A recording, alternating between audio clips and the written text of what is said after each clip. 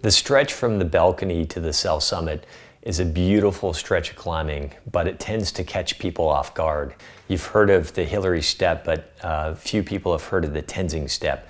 The Tenzing step is what we refer to as a series of rock benches below the cell summit.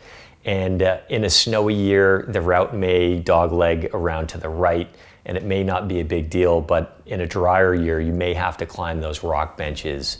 And it can be quite challenging and take some time. It's a bit tricky. You just need to focus on staying slow, keeping your heart rate low, and breathing a lot of oxygen as you get up those benches. Once you're past that, it's still steep, consistently steep to the cell summit, but it's more snow climbing, so it's a lot easier to get into a rhythm. So, the Tenzing step might catch you off guard, but once you're past that, it's relatively easy climbing to the cell summit.